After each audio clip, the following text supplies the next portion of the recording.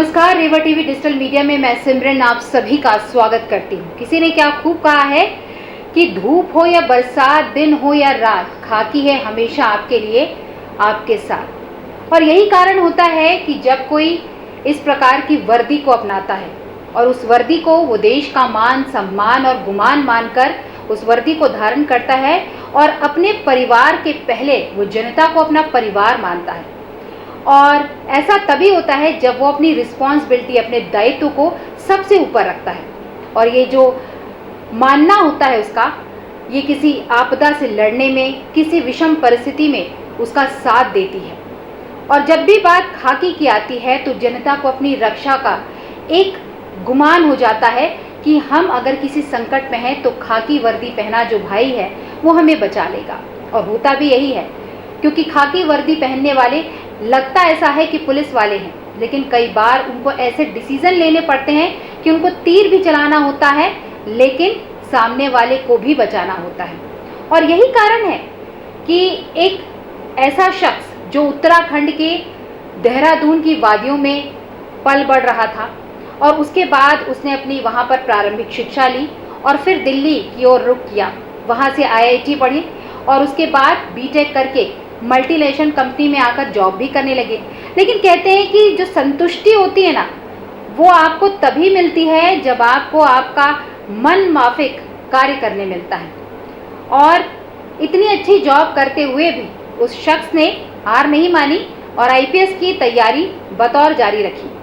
और ये भी माना जाता है कि अगर आप कोशिश पे कोशिश करते रहते हैं तो सफलता एक दिन आपके कदम को चूमती है। इसलिए तो कहते हैं कि कोशिश करने वालों की कभी हार नहीं होती और इसलिए हमें कभी डरना नहीं चाहिए। इसलिए डर कर नौका पार नहीं करने के लिए और कोशिश करने वालों की जब बात होती है तो ये कोशिश उन्होंने कंटिन्यू रखी और 3 उन्होंने अटैम्प्ट को किया और चौथे अटैम्प्ट में वो सेलेक्ट हुए और आज वो हमारे जबलपुर शहर में बतौर SP के रूप में पदस्थ हैं और अपनी ड्यूटी बखूबी निभा रहे हैं। तो आइए देर ना करते हुए मिलते हैं SP सिद्धार्थ बहुगुणा जी से। बहुत बहुत स्वागत है आपका हमारे इस कार्यक्रम में। नमस्कार। बात अगर करें हम आपके इनिशियल लाइफ की, प्रारंभिक जो जीवन है आपका, वो एक हरी भरी वादियों में था, बड़ा सुकून था, संतुष्टि थी। फिर उसके बाद आपने अपने करियर के बारे में सोचा, IIT आपने पढ़ा, बहुत अच्छी पोस्ट पर थे। और अगर आज की युवा की बात करूं तो ऐसी कंपनी में अच्छा जॉब मिलने के बाद, अच्छी सैलरी मिलने के बाद लोग सोचते हैं कि चलो ठीक है, आई एम सेटिस्फाइड। आपके साथ ऐसा क्यों नहीं था? ये अच्छा प्रश्न है। एक्चुअली ये बात सही है कि मैं IT ग्रेजुएट करने के बाद मैं एक मल्टीनेशनल कंपनी में था, ओरेकल हैदराबाद में था जी। वहाँ पे मैंने काम भी किया। मैंने उसके बाद प्राइस वाटर और स्कूपर में भी काम किया। लेकिन मेरे को हमेशा से ये था कि मैं कुछ ऐसा काम करूं जिसमें कि कुछ सोशल ऑब्जेक्टिव डायरेक्टली फुलफिल हो। ऐसा नहीं है कि जो प्राइवेट जॉब कर रहे हैं वो नई सोशल ऑब्जेक्टिव फुलफिल कर रहे हैं, ऐसा नहीं है। लेकिन मेरे को एक ऐसा था जिसमें कि हम ऐसा जॉब करें जिसमें कि हम लोगों से कांटेक्ट में रहें, उनकी समस्या को सुन पाएँ और उनका डायरेक्ट हम कुछ उनको रिलीफ दे पाएँ। तो जो कि पुलिस की जॉब काफ़ी इस चीज़ को फुलफ़िल करती है, जिसमें कि आपके पास फरियाद ये आती है, शिकायत लेके आप थाने फ़ोन करके उसका FIR करा देते हैं या उसको कोई भी परेशानी में उसका निदान करा देते हैं, तो एक सेटिस्फेक्शन मिलता है जी। तो वो चीज़ जो मेरे को जो मेरी प्रीवियस जॉब थी उसमें मेरे को नहीं मिला। तो अब जो है तो इसलिए मैं फिर रुक अपना सिविल सर्विस की तरफ मैंने किया था। तो खाकी ने ही आपको अट्रैक्ट किया या IAS भी के लिए भी आपने ट्राई किया था? मैंने ट्राई किया था तो, लेकिन मुझे IPS की जॉब बहुत अच्छी लगती है और मैं इसमें वेरी हैप्पी कि मैं IPS ऑफिसर हूँ और पुलिस की जॉब मेरे को काफ़ी आई एम वेरी सेटिस्फाइड। और जब आपका सिलेक्शन हुआ उसके बाद एक IPS की ट्रेनिंग होती जो बहुत ही ज़्यादा कह सकते हैं कि कड़ी रहती है। और जहाँ तक मैं आपको देख रही हूँ बहुत कूल माइंडेड हैं, थोड़े मैं कह सकती हूँ इंट्रोवर्ट भी हैं। तो वो IPS की ट्रेनिंग के दौरान कैसा रहा आपका अनुभव? IPS की ट्रेनिंग हमारे NP हैदराबाद में होती है, सरदार वल्लभ भाई पटेल नेशनल पुलिस अकेडमी में जी। और करीब पूरा साल उसमें लग जाता है। अच्छी रही, काफ़ी नए उसमें पूरे देश के विभिन्न कोनों से हमारे बैचमेट्स रहते हैं अलग अलग कार्डर्स के, तो आपको उनसे इंटरेक्ट करने का मौका मिलता है, उनको समझने का मौका मिलता है जी। और ख़ास तौर से जो फिज़िकल ट्रेनिंग जो होती है वो काफ़ी स्ट्रेनस थी, लेकिन उससे आपके अंदर एक जज्बा भी बनता है, तो आप थोड़ा मेंटली टफ होते हैं जब आप इस तरह की ट्रेनिंग करते हैं। तो कुल मिला के एक्सपीरियंस अच्छा था, तो जिससे मैं अभी लाभान्वित हो रहा हूँ। ये कहें कि आप जो आने वाली आपदा है या विपदा है उससे कैसे आप 24 आवर्स लड़ सकते हैं, उसके लिए एक ट्रेनिंग है। राइट, मतलब जो फिज़िकल जो ट्रेनिंग आपको ये सिखाती है कैसे विषम परिस्थितियों में जब आप फिजिकली थक रहे हैं फिर भी आपको आगे दौड़ के इतना पैच जो है ग्राउंड का वो कवर करना है, मतलब विषम परिस्थितियों के लिए जो मेंटली आदमी को टफ होना चाहिए वो सिखाती है, अपार्ट फ्रॉम आपकी फिजिकल फिटनेस तो आपकी इंप्रूव करती है उस दौरान, लेकिन जो मेंटली जो मेन जो टेक अवे उस ट्रेनिंग का है आपका मेंटल स्ट्रेंथ को बिल्ड करती है। और अब बात हम करते हैं कि जब आप एसपी में सिलेक्शन हुआ, कई जगह आईपीएस के बाद आपकी बाकायदा कह सकते हैं कि आप वहाँ पर गए, कई क्षेत्रों में रहे, क्योंकि डायरेक्ट एसपी तो बनते नहीं हैं, पहले शुरुआत जो होती है आपके छोटे पदों से होती है, फिर उसके बाद जब आपने सीधे ये कार्य करना शुरू किया, क्योंकि आप जबलपुर शहर में पहले भी रह चुके हैं पदस्थ, उस समय का जो नज़ारा था, उस समय का जो परिस्थितियां थी, उस समय की जो सिचुएशन थी बहुत अच्छी थी, ऐसी विपदा नहीं थी। दोबारा जब आप बतौर एसपी यहाँ जबलपुर शहर में आए, बहुत पैनिक माहौल था, उस समय कोरोना जो था वो पीक पॉइंट पे था, तो ऐसी विपदा के समय में एसपी बनकर आना, उस शहर को जानना, लोगों को जानना, हालांकि पहले जबलपुर में आप आ चुके हैं, लोगों को जानते हैं, बट इस विपदा में थोड़ा समय लगा होगा कि कैसे क्या करना है, क्या मेंटालिटी थी उस टाइम पे? जब मैं आया, मैंने यहाँ ज्वाइन किया था पिछले साल 21 अप्रैल को, उस टाइम कोरोना के केसेस जस्ट बढ़ने के ऑलरेडी बढ़ रहे थे और जस्ट बढ़ ही रहे थे। तो सबसे पहले चैलेंज तो ये था कि अपने फोर्स को मोटिवेट करना और उनको सुरक्षित रखना, क्योंकि कोरोना का संक्रमण अगर एक बार फोर्स को अफेक्ट करता है और अगर उसमें किसी की लाइफ की क्षति हो जाती है तो फिर थोड़ा सा डिमोटिवेटिंग रहता है, नेचुरल है वो। तो सबसे पहले तो ये था कि सब पॉइंटों पे जा जाके थाने जा जाके उनको पहले मोटिवेट किया। फिर लॉकडाउन का इन्फोर्समेंट एक बड़ा इंपॉर्टेंट इशू है, क्योंकि वो एक अहम कड़ी है कोरोना के संक्रमण के चेन को तोड़ने के लिए। साथ ही साथ ऐसा नहीं था कि क्राइम बिल्कुल ही बंद हो गया है, कम उस टाइम जरूर था, लेकिन फिर भी जो है खासतौर से जो घरेलू टाइप के हिंसा के हैं और जो घर के अंदर या मोहल्ले में जो अड़ोसी पड़ोसी के विवाद हैं या फिर जो छोटी मोटी चाकूबाजियाँ हैं कुछ इलाकों में, वो फिर भी होती थी, तो वो भी क्राइम, उसको भी अपने को कंट्रोल करना था। तो कुल मिला करके एक चैलेंजिंग एक अवसर था, और मैं तो ये समझता हूँ कि इस तरह की महामारी 100 साल में एक बार आती है, और ऐसे माहौल में काम करना बड़ा चैलेंजिंग होता है, और अगर आप सक्सेसफुली काम कर देते हैं तो प्रोफेशनली सेटिस्फाइंग भी होता है। कुल मिलाकर के मैं ये बात सही है कि जब मेरा पिछला टेन्योर यहाँ एडिशनल एसपी का था तो इस टाइप का कोरोना कुछ नहीं था, तो परिस्थितियाँ भी थोड़ी उस टाइम की अलग थी। मैं यहाँ पे 2013-14 में था, उस time social media, Facebook, WhatsApp, Twitter इतना ज़्यादा नहीं स्ट्रॉन्ग नहीं था इतना। वहाँ उस टाइम आ गए थे, लेकिन नई चीज़ें थी उस टाइम, लेकिन अभी सेंसिटिविटी सोशल मीडिया पे भी ज़्यादा है। पुलिस का जो आकलन होता है कार्य का करने का, वो सोशल मीडिया पे भी बहुत ज़्यादा होता है। कभी कभी हमारी बातें हम कह पाते हैं, कभी कभी नहीं भी कह पाते हैं, तो हमारा वर्जन कभी आते कभी नहीं आते। तो इसलिए कुल मिलाकर के सोशल मीडिया को भी हैंडल करना, पूरे अपने फोर्स को हैंडल करना, क्राइम कंट्रोल तो हमारा प्राइमरी काम है ही, लॉकडाउन इन्फोर्समेंट और ओवरऑल बीच में भूमाफिया का अभियान चला था, उसमें भी हम जबलपुर ने अच्छा इसमें काम किया था। तो कुल मिलाकर के एक मैं कहूँगा मुझे 1 साल से अभी जस्ट ऊपर हो गया, तो आई एम सेटिस्फाइड, और हम आगे भी पूरा एंथुजियाज्म से काम करेंगे। मुझे अगर मैं आपकी बात करूं तो वो स्ट्रेस नहीं दिखता, बड़े ही पॉजिटिविटी के साथ आप काम कर रहे हैं, क्योंकि कोरोना तो है, एक महामारी है, उससे तो हमें लड़ना है। जैसे आपने कहा कि क्राइम जो है वो कम नहीं होते, पिछली बार देखा था थोड़ा सा क्राइम कम हो गया था, लेकिन अभी क्राइम बढ़ गया। फिर आप लोगों ने जैसे कि भूमाफिया की आपने बात की, अतिक्रमण का दौर चला, और बहुत सारे ऐसे कुख्यात अपराधी आज सीकजों के पीछे हैं जो कभी अपने आप को बड़ा कह सकते हैं कि रसूखदार मानते थे, लेकिन आपकी वर्दी ने और आपके कार्य ने ऐसे लोगों को बता दिया कि आपका रास्ता कहाँ है और आपको कहाँ एक्चुअली रहना चाहिए, और उनके आशियाने को आपने तोड़ दिया।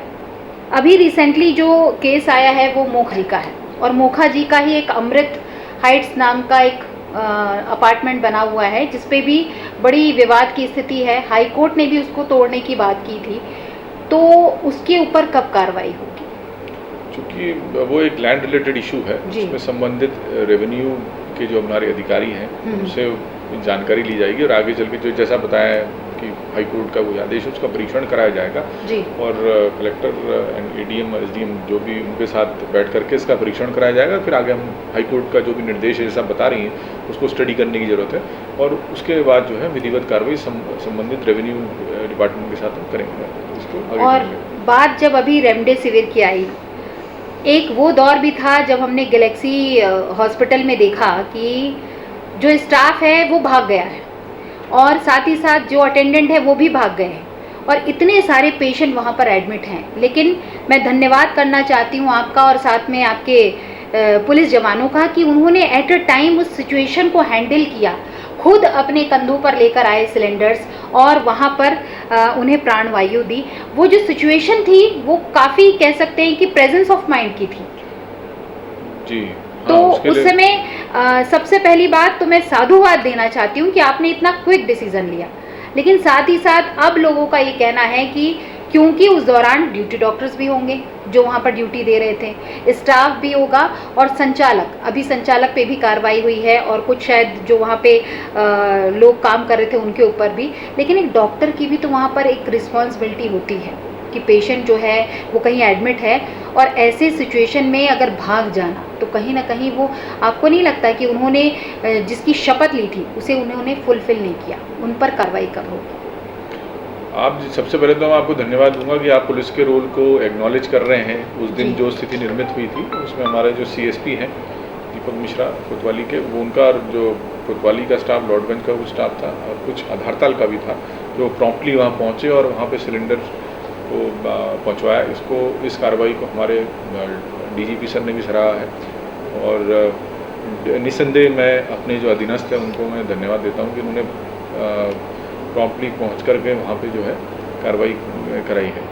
अच्छा, रही बात आपके अगले प्रश्न की जो डॉक्टर्स का, तो इस संबंध में ऑलरेडी एक जो जांच है वो ऑलरेडी कलेक्टर द्वारा आदेशित की जा चुकी, उसकी रिपोर्ट भी आ गई, उसके आधार पे एफआईआर भी है जी। उसमें आप जो डॉक्टर्स का जो बोल रही हैं उसका भी हम उसमें देखेंगे उन्होंने क्या उसमें जांच आया है और बयान भी लिए गए हैं। अभी जो विवेचना चल रही है थाना लॉर्डगंज से उसमें, तो इस पॉइंट को भी हम देखेंगे, अगर कुछ ऐसा बनेगा तो उसमें कार्रवाई भी करेंगे। क्योंकि 5 लोगों की जान गई है, अगर उस टाइम पे आपके सीएसपी दीपक मिश्रा जी इस प्रकार की जो कह सकते हैं कि प्रेजेंस ऑफ माइंड को नहीं दिखाते, इतनी क्विक कार्रवाई नहीं करते तो और भी जाने जा सकती थी। लेकिन ऐसे समय में पुलिस ने इतनी महत्वपूर्ण जो अपनी भूमिका अदा की, वो उसको वाकई में सबको सैल्यूट करना चाहिए।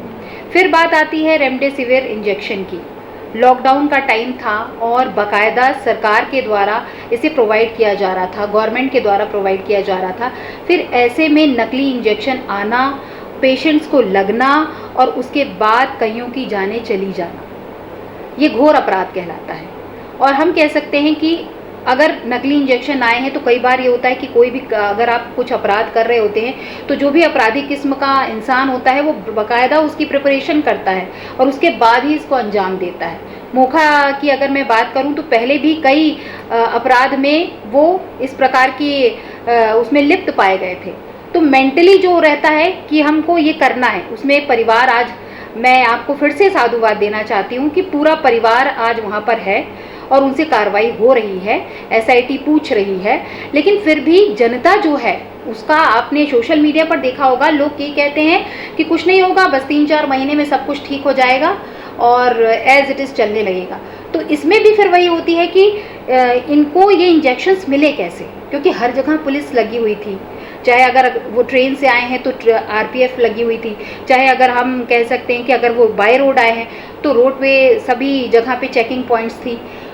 ये बात ठीक है कि पुलिस को नहीं पता कि क्या असली है क्या नकली, बट उनको तो पता था कि क्या असली है क्या नकली। और एक डॉक्टर तो स्पेशली ये जानता ही है अगर वो कोई चीज़ भी यूज़ कर रहा है कि क्या असली है क्या नकली। वहाँ पे भी डॉक्टरों की जो भूमिका है वो संदेह के घेरे में आती है। क्या कहेंगे आप इसके संबंध में? तो पहले मैं ये कहूँगा कि पुलिस की एसआईटी बड़ी निष्पक्ष जांच कर रही है और अभी तक जितना आपने देखा है बहुत अच्छे से हर चीज़ को निकाला गया है और काफ़ी सारी डिटेल्स और जो एविडेंस है वो कलेक्ट भी हो गए हैं। और ये रही बात कि कैसे आए, ये गुजरात का में एक फैक्ट्री थी, फिर वहाँ से आग लगी और यहाँ तक पहुँची। मोरबी जिले में FIR कायम हुई इसमें, फिर 2 आरोपी वहाँ पकड़े गए। उन्होंने पूछताछ में एक आरोपी जो सुनील मिश्रा है इंदौर के, उनका बताया, उनके माध्यम से अपने यहाँ जबलपुर में मिशंस हैं वो पहुँचे हैं जी। और बाकी जैसा आप देख रहे हैं उस हिसाब से पुलिस ने बिल्कुल निष्पक्ष इसमें कार्रवाई की और आगे भी होगी। मैं जिनको ये डाउट है कि इसमें कुछ 3-4 दिन हो जाएगा, वो एक डाउट है, उसका तो मैं कुछ नहीं कर सकता। बस ये सबको आश्वासित करना चाहूँगा कि बिल्कुल निष्पक्ष और स्ट्रेट फॉरवर्ड और बहुत ही अच्छी और हम इन्वेस्टिगेशन जो है SIT के थ्रू करवाएंगे। बिल्कुल। और जहाँ तक बात है, क्योंकि यहाँ पे भी बात जनता की जान की है, क्योंकि बहुत सारे लोगों को नकली इंजेक्शन के कारण उनकी डेथ हुई और धीरे धीरे हर दिन एक अपडेट आ रहा है और आपके द्वारा लोगों को बताया जा रहा है। तो मेरे ख्याल से हम ये आप पर बिल्कुल 100% विश्वास कर सकते हैं कि उन पर कठोर कार्रवाई होगी जिन्होंने इतना घिनौना अपराध किया है। नहीं, हाँ, ऑलरेडी हो भी चुकी है। NSA की कार्रवाई भी हुई है जी, मुखा पे और देवेश चौरसिया पे, और इन्वेस्टिगेशन भी हम बहुत अच्छे से करेंगे। इसको चिन्हित अपराध की श्रेणी में ला करके इसको अच्छे से पूरा प्रयास रहेगा कि इसमें हम अच्छी विवेचना करें। एक चीज़ और है, अभी सोशल मीडिया में आपने देखा होगा कि कुछ वीडियो बड़े वायरल हुए थे कि पुलिस जो है वो तानाशाही रवैया अपना रही है, लॉकडाउन में जो लोग बाग निकल रहे हैं उनको मार रही है, किसी का ठेला छीन रही है, तो किसी का सर फोड़ रही है। लेकिन कई बार ऐसा होता है, क्योंकि मैं खुद भी देखती हूँ, मेरी अपनी NGO हो और मैं मतलब सुबह और शाम 2 पालियों में ऐसे पुलिस भाइयों को जो कि चेकिंग पॉइंट्स पर खड़े होते हैं उनको हम चाय नाश्ता प्रोवाइड करते हैं और साथ ही साथ मेडिकल में भी अपनी सेवाएं देते हैं। तो हम उनसे रूबरू होते हैं कई बार, और ये सेवा हमारी NGO 2020-21 मार्च से कर रही है। क्योंकि हुआ यूँ था कि उस समय SP अमित सिंह थे, तो हम ऐसे एक मीटिंग में आए थे, तो जस्ट मैं बाहर निकली और एक पुलिस भाई खड़े हुए थे, तो मैंने उनसे पूछा कि भाई खाना मिलता है ना आपको टाइम पे? तो उन्होंने कहा हाँ खाना तो मिलता है, लेकिन दीदी चाय नहीं मिलती। तो जब मैं घर पे आई, फिर मैंने अपने घर में अपने हस्बैंड से बात की, तो उन्होंने कहा कि चाय हम देंगे, और फिर हमारी NGO ने प्रोवाइड करना शुरू किया। और आप यकीन नहीं मानेंगे कि हमारी NGO के इस कार्य को उन्होंने ही चाय संस्कारधानी का नाम दे दिया। तो जब हम मिलते हैं उनसे तो पूछते हैं कई बार कि क्या चल रहा है, कैसे लोग आ रहे हैं, और कई बार तो हमारे आंखों के सामने ऐसा होता है कि लोग ट्रिपलिंग करते चले हुए आ रहे हैं, ना उनके पास कार्ड है ना कुछ है, बस यूं ही घूमने जा रहे हैं, ग्वारी घाट दर्शन करने जा रहे हैं। तो उनको ना जनता कर्फ्यू से कोई लेना देना है, ना उनको लॉकडाउन से कोई लेना देना है, चाहे वो ओल्ड एज हो चाहे वो बच्चा हो, उसको भी बैठा कर ले जा रहे हैं। तो हम खुद अपने आंखों से देखते हैं कि अब इन पर कार्रवाई नहीं करेंगे तो क्या करेंगे। तो ऐसी कार्रवाइयों में आप क्या कहेंगे जब पुलिस की छवि को धूमिल करने की कोशिश की जाती है? ये जैसा कि मैं आपको पहले ही बता चुका हूँ कि सोशल मीडिया में कभी कभी पुलिस का वर्जन नहीं आ पाता है। तो कुछ एक इंसिडेंट्स ऐसे होते हैं जिसमें कि एक जब कोई घटना होती है तो एक तरफा चल जाता है कि पुलिस ने मारा ये रहा, और या फिर पुलिस ने ऐसी चीज़ कर दी। जैसे हाल ही में 1-2 इंसिडेंट्स हुए हैं, उसमें असली जो जानकारी जो मैं आपको देना चाहूँगा कि उसमें पुलिस ने मारा नहीं था, वो गिरने के कारण से घटना हुई जी। तो यही कहना चाहूँगा मैं पुलिस को, हालांकि जो हमारी मीटिंग होती है हम उसको यही बताते हैं, हम जनता का भी माइंडसेट बताते हैं कि ये वो भी कभी जल्दी से प्रोवोक हो जाते हैं, तो बड़े कूल माइंड से जनता को डील करें। और अब हमने ये निर्देशित किया है कि अगर आपके एक्शन से अगर कोई आहत हो रहा है तो आप उसकी वीडियोग्राफी कर लें। बिल्कुल, वीडियोग्राफी से एक बड़ा साइकोलॉजिकल इम्पैक्ट पड़ता है। उससे ये होता है कि फिर सारी जो भी कार्रवाई होती है उसमें पारदर्शिता रहती है। तो अब इनको ये निर्देशित किया है कि फुल्ली अंडरस्टैंड, जनता का भी माइंडसेट सोचें कि भाई जनता भी थोड़ा घर में अंदर रह करके थोड़ा सा बेचैन हो गई है, तो उनको भी हम उनके दृष्टिकोण को समझते हुए कार्रवाई करें, कूल मेंटेन करते हुए। और अगर कोई पुलिस से उलझ रहा है तो उसकी वीडियोग्राफी कराएं, क्योंकि वीडियोग्राफी हम कराते हैं तो साइकोलॉजिकल इम्पैक्ट पड़ता है। जैसे कि जब पुलिस की वीडियोग्राफी लोग फ़ोन से करते हैं, फिर बहुत बार देखने को मिला है कि प्रोवोक भी करते हैं, तो अब पुलिस भी वीडियोग्राफी करे, शालीन रहे, तो मेरे को पूर्ण विश्वास है कि ये जो इस तरह की घटनाएं इसमें जरूर कमी आएगी। और उनको हम पुलिस कर्मियों को भी हमने सेंसिटाइज किया कि कूल एटीट्यूड से थोड़ा जनता को डील करें। अब तीसरी लहर आने वाली है। आप जब आए तो फर्स्ट लहर थोड़ी सी पीक पे थी, फिर सेकेंड लहर आई और ये बहुत ज़्यादा पैनिकफुल थी। क्योंकि कई बार ऐसा हो रहा था कि कभी बेड नहीं मिल रहा है, कभी ऑक्सीजन नहीं है, कभी वेंटिलेटर नहीं है, कभी रेमडेसिविर इंजेक्शन नहीं है, तो बहुत त्राही थी। फिर धीरे धीरे सब कंट्रोल होता गया। पुलिस प्रशासन का, आपका, कलेक्टर साहब का, नगर निगम का, स्वयंसेवी संस्थाओं, जर्नलिस्ट का, सबका एक साथ रहा और जनता का भी। तो ये धीरे धीरे कंट्रोल हुआ और आज बड़ी खुशी की बात है कि अब पॉजिटिव की जो संख्या है वो कम होती जा रही है। तीसरी लहर कह रहे हैं कि थोड़ी सी ज़्यादा पैनिक होगी, स्पेशली बच्चों के लिए, तो उसके लिए पहले से क्या प्रिपरेशन आपके द्वारा की गई है? तीसरी लेयर के लिए हम लोग पूर्ण तरीके से हम तैयारी कर रहे हैं। सबसे पहले तो हम कोशिश ये करेंगे तीसरी लेयर आए ना।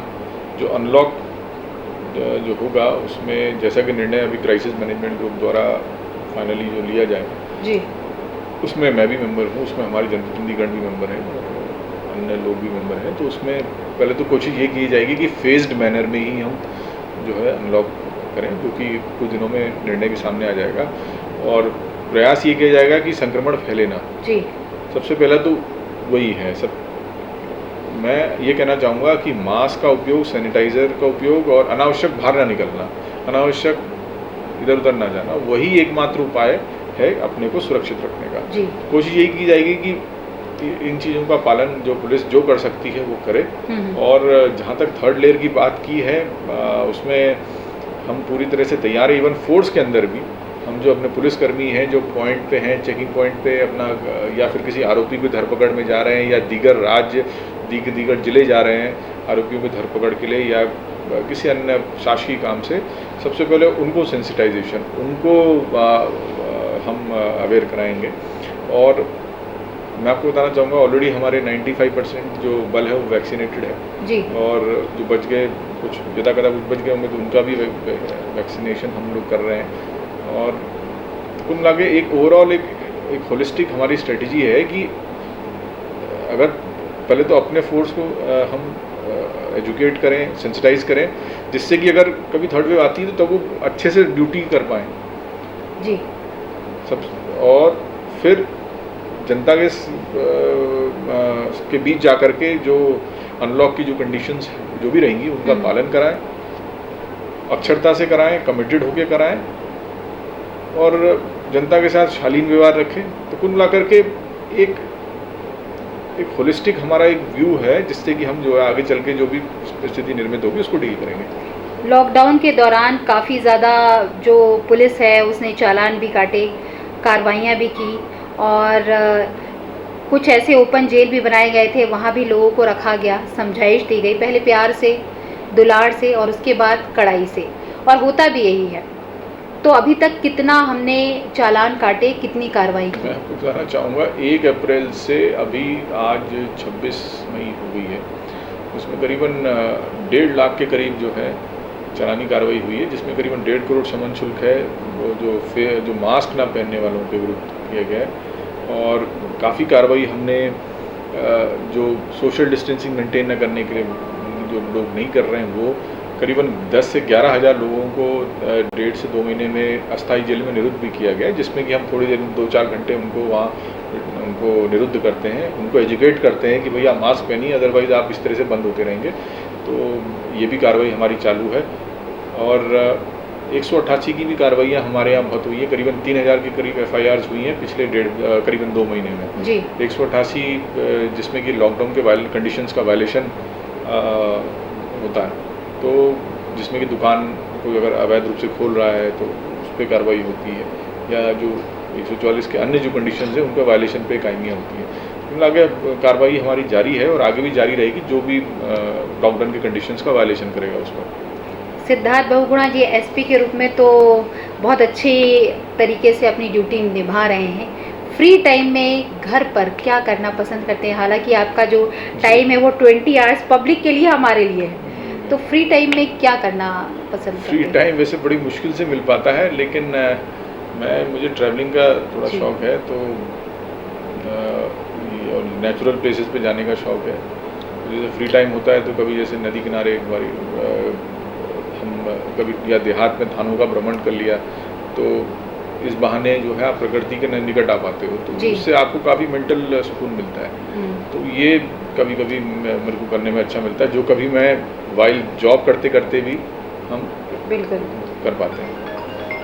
और चलते चलते मैं चाहूँगी संस्कारधानी वासियों को क्या संदेश देना चाहेंगे, और साथ ही साथ जो कई बार एक डर होता है, कह सकते हैं कि पहले एक खौफ हुआ करता था, बात पुलिस की होती थी तो एफआईआर करने के लिए भी लोग कांपते थे थाने जाने के लिए। अब वो धीरे धीरे माहौल चेंज हो रहा है, क्योंकि एक कह सकते हैं कि पुलिस और जनता के बीच में एक संवाद होने लगा। आप लोगों ने ग्राम रक्षा एक समिति बनाई, लोगों से आप संवाद करने लगे। अब क्या है, कहीं कोई अपराध होता है तो इंसान क्या है, धीरे धीरे अब वो थाने की ओर बढ़ने लगा है। एफआईआर क्या होती है, ज़ीरो एफआईआर क्या होती है, उसके बारे में जानने लगा है। जन सुनवाई एक बहुत अच्छा माध्यम है कि जब थानों में सुनवाई नहीं हो पाती है तो आपके पास फरियादी आ जाते हैं, और आपके द्वारा जब अपने संबंधित विभाग को ये कार्रवाई करने के लिए बोला जाता है तो जनता जो है वो बड़ा सुकून सा फील करती है, और कई बार आपके पास आकर वो अपने समस्या का समाधान पाकर खुश हो जाती है। तो क्या संदेश देना चाहेंगे आज के इस दौर को देखते हुए? सोशल मीडिया हर जगह आप देखते हैं कि कुछ भी होता है तो लोग उसका वीडियो बनाते हैं और वायरल कर देते हैं। कई बार वो वीडियो वायरल जो होता है वो सच नहीं होता है, क्योंकि अगर हम बात करें कार्रवाई की तो टू वे प्रोसेस होती है। आप दोनों पर ही बात देखेंगे कि किसने, एक तो पहली बात कि किसने आपको हार्म किया है और कौन है जो हार्म हुआ है, तो आप दोनों से बातचीत करते हैं। तो क्या कहेंगे आप? सबसे पहले तो मैं संस्कारधानी वासियों को ये निवेदन करूंगा कि कोरोना का संक्रमण अभी भी है, कम जरूर हुआ है, अभी भी है। लापरवाही बिल्कुल ना बरतें, मास्क हमेशा पहने, अनावश्यक बिल्कुल ना निकले। जहाँ अगर बहुत अत्यावश्यक कार्रवाई के लिए अगर आपको बाहर निकलना भी है तो इक्का दो अकेले निकलें। ये नहीं कि जरूरी काम के लिए आप एक टू व्हीलर पे 3 लोग बैठ के जा रहे हैं, तो एक तो वैसे उस पर मतलब गैरकानूनी भी है 3 या 4 लोगों का टू व्हीलर पे जाना, दूसरा सोशल डिस्टेंसिंग भी नहीं हो पाती है। तो ये चीज़, अच्छा तीसरी चीज़ ये कि ऐसे कोई भी गैदरिंग ऑर्गेनाइज ना करें जिसमें कि भीड़ होती है। अभी सारी गैदरिंग्स अभी प्रतिबंधित हैं, चाहे वो विवाह हो या अन्य कोई गैदरिंग हो। कुल मिलाकर के अगर सारांश बताऊं तो कोरोना के प्रति अपनी जागरूकता रखें और उसका जो पालन भी करें, अपने व्यवहार में वो आत्मसात करें कोरोना प्रोटोकॉल को। कुल मिलाकर के मैं यही बोलना चाहूँगा, क्योंकि अभी भी ये लड़ाई अभी आगे भी जारी रहेगी कोरोना से, और इसको इसके प्रति अपनी कभी भी शिथिलता ना दिखाएं। रही बात इसकी सोशल मीडिया पे लोग अगर वीडियोस बना देते हैं, सबका अपना राइट है बनाना। बस मैं ये बस सबको संस्कारधानी वासियों को ये एक अनुरोध करूंगा कि जबलपुर पुलिस जो भी कार्रवाई कर रही है, चाहे चलानी कार्रवाई, चाहे 188 की या अस्थायी जेल की, ये समाज और आप लोगों के भलाई के लिए है कि और ये उन्हीं लोगों के विरुद्ध होती है जो उल्लंघन करने वाले हैं। और ये इसका उद्देश्य किसी को परेशान करना नहीं होता, इसका उद्देश्य एक लॉकडाउन का पालन कराना है जिससे कि कोरोना के संक्रमण की चेन टूटे। तो पुलिस की जो भावना है ये पूरी कार्रवाई के पीछे, ये इस चीज़ को मैं जनता तक लाना चाहता हूँ कि ये जनता की भलाई के लिए ही है जी। तो पुलिस से कोऑपरेट करें, पुलिस के दृष्टिकोण समझने का भी कोशिश करें। अगर कोई पुलिसकर्मी आपको रोक रहा है तो आप विधिवत उसको अपनी सच्चाई बताएं।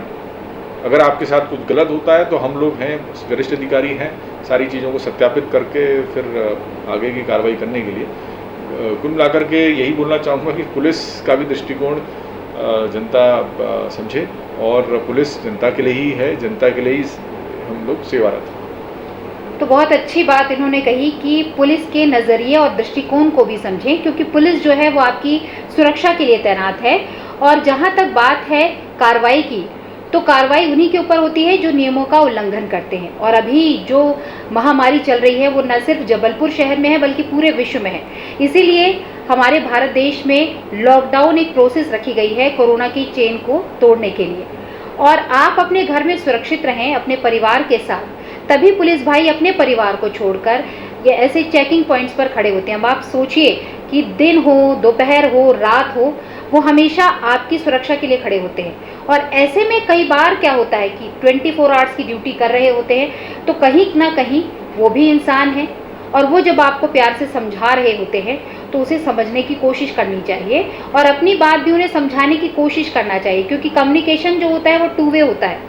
और हो सकता है कि आपके पास कार्ड ना हो सकता है कि आप किसी अच्छे कारण से निकले हों, तो उन्हें समझाने की कोशिश कीजिए, वो ज़रूर मान जाएंगे। और नहीं तो फिर एसपी साहब का नंबर है और बाकियों का भी नंबर है, आप उस पर कॉल करके उनसे फरियाद करें, क्यों नहीं आपको जाने मिलेगा। और एक बात जो एसपी साहब ने बोली वो ये कि आपको कोरोना के प्रोटोकॉल का पालन करना है।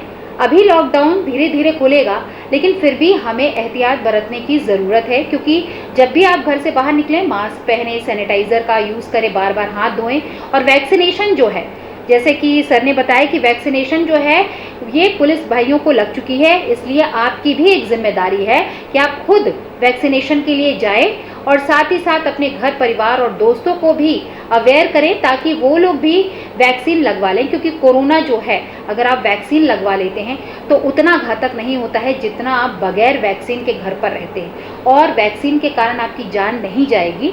ये भ्रांतियां हैं, इसे दूर कीजिए, क्योंकि मैंने भी वैक्सीन लगवाई है और आपने भी वैक्सीन लगवाई, आपके तो दोनों डोज हो गई है, मेरी अभी एक ही डोज हुई है। लेकिन मैं चाहूँगी कि जिन्होंने वैक्सीन नहीं लगाया है उन्हें आप कुछ कहते हैं। सभी संस्कारधानी वासियों से मेरा निवेदन है कि आने वाले टाइम में आप अपना जो रजिस्ट्रेशन है या जो भी प्रक्रिया सरकार द्वारा आगे निर्धारित की जाती है उसका पालन करते हुए आवश्यक रूप से वैक्सीनेशन कराएं। बहुत तरह की भ्रांतियां हैं कि इसका कोई एडवर्स इफेक्ट है, ऐसा बिल्कुल भी नहीं है।